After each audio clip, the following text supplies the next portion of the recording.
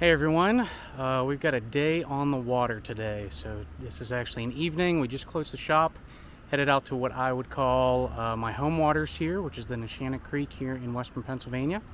And tonight we should get some dry fly action.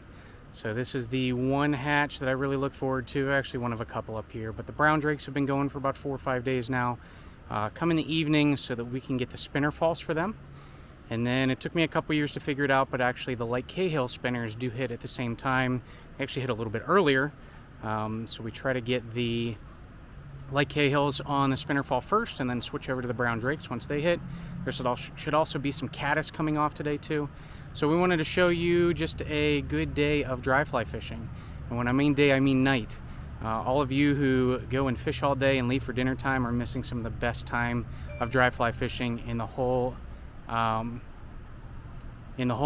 day. So anyways, I hope you guys enjoy this video. We've got hopefully some fish coming in store, and just want to let you know what we're using today. We're also using the 23 PS rod in a 9-foot 4-weight, and then we have the LW reel and a weight forward floating 4-weight fly line. I like to use a furled leader, if you can see it here. Helps me be a little bit more accurate with my dries, and because of the lack of memory in them. And then we're going to be using some 5X tippet. You can range from 4 to 6X, but because we might be throwing some bigger flies and smaller flies all at the same time, I settled on 5X today. So hopefully here in the near future you'll see a couple of fish on the dry fly and show you guys what a spinner fall looks like. I'm guessing we're going to run into a problem of actual light whenever the spinner fall does happen on our video, but time will tell on that. Enjoy.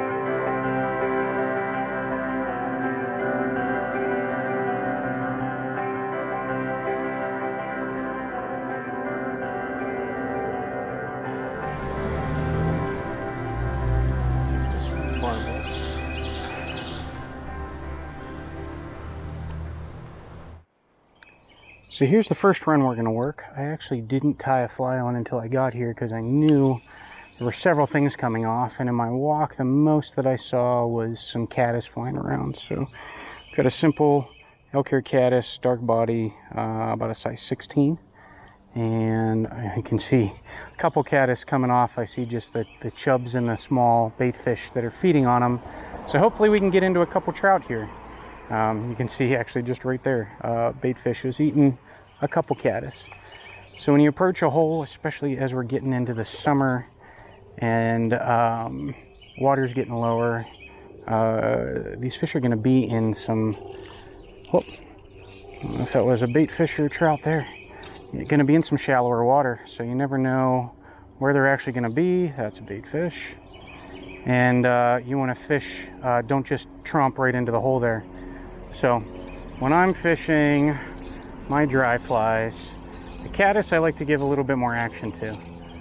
So we're going to cast up, give it a little mend so our fly's floating down the right way. And then I don't mind a heavy mend with the caddis because they're kind of clumsy anyways, and it's nice to have a little bit of a movement to them.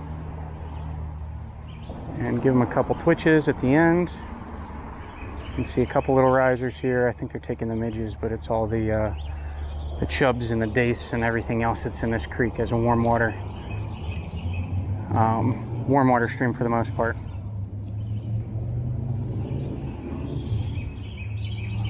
So like I said, these caddis are active on the water. They kind of skip and jump and hop, so you want to make sure that your fly does that as well.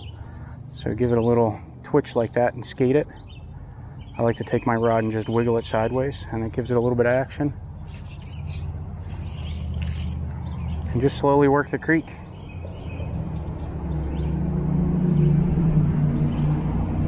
So I know this hole pretty well. Oh, there we go, got one on already. Nice. That one came clean out of the water right after the twitch too. So that's what I'm talking about with these caddis. You want to give them some action, because those fish are going to be taking those active bugs. So you want to make yours look appropriately the same. So we got a nice typical stocked rainbow on here, giving us a lot of head shakes and a good fight. We're just going to skate them right into the net. So there we go. Nice rainbow. We got the fly directly in the corner of the mouth. Oh.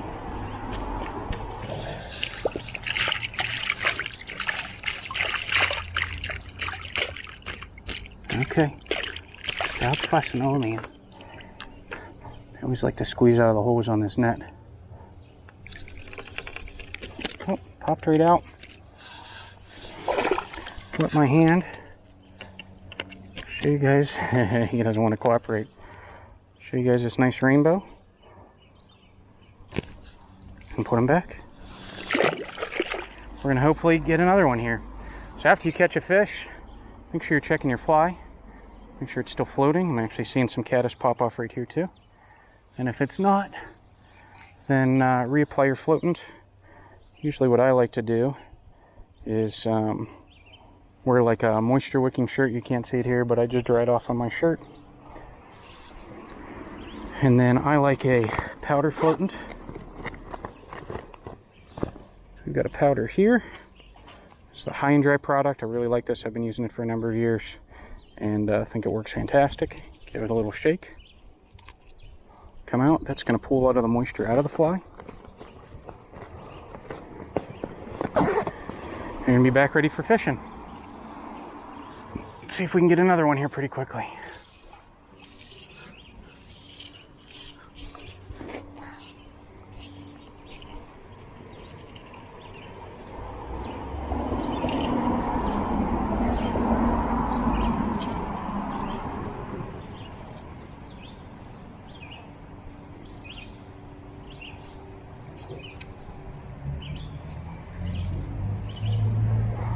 So you can see how I just kind of give it some twitches and pull it back upstream. That's one of my favorite ways to fish these caddis. And like I said, just give it some action. I like my fly going first so I can give it those swings and twitches at the end. And then be ready for some pretty aggressive takes there. And it doesn't hurt when your fly goes under the water a little bit. It looks like it's actually emerging. We're mainly getting probably some egg layers this time of day. They're coming back. Oh, I heard a rise somewhere. But that's what you want. It's a little bit of action and then moving around on the water. I've switched over to a Cahill. We've seen a couple of them come up.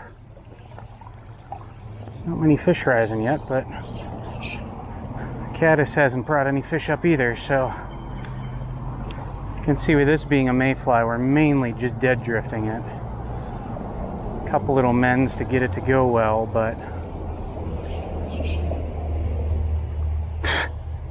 bug right up the nose.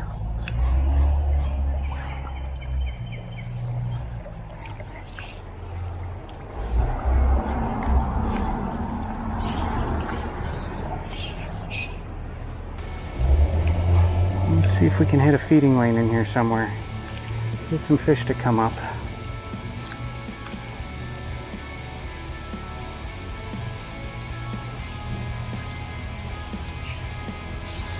There goes. Looks like a stonefly. Another little chub rise.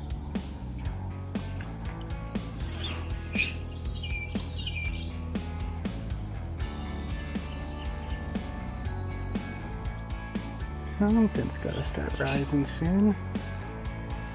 Oh, there we go. Got one. I think I called it into existence there. There we go. That was a good take. I didn't even think it was a fish that I thought it was, but let's see what we got here.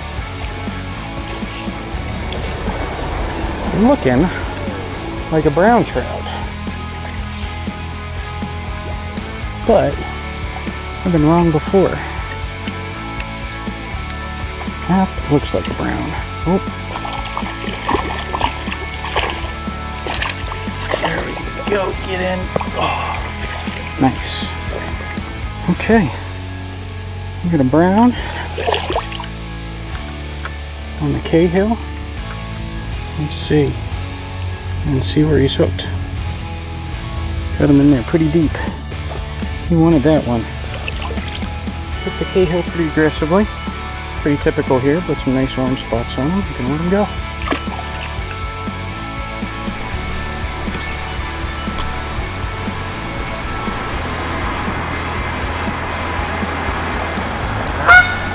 Jeez, it scared me.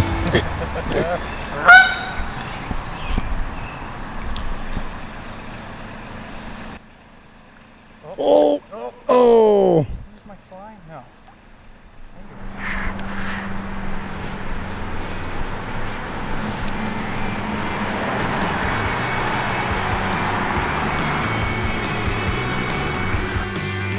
Oh! That's a good fish. That's a really good fish. Are you good? Big fat brownie, I think. Oh my gosh. I was literally just going to say, oh, I need to see I don't know. Well, his first meat I caught brown, but...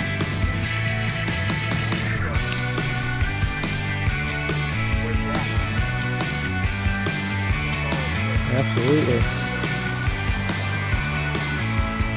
Might be the big one that I missed earlier that just came up with the You need to borrow my net? I got it. I got it. Big old fish.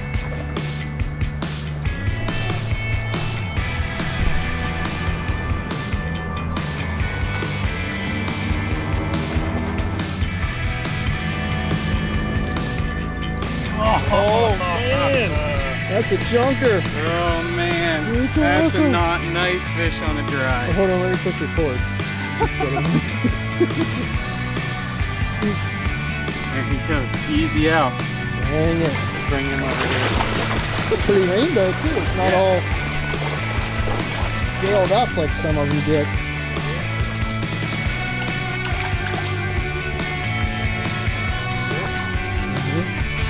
Oh, well, here he goes. There's your release shot. You didn't want a pretty picture.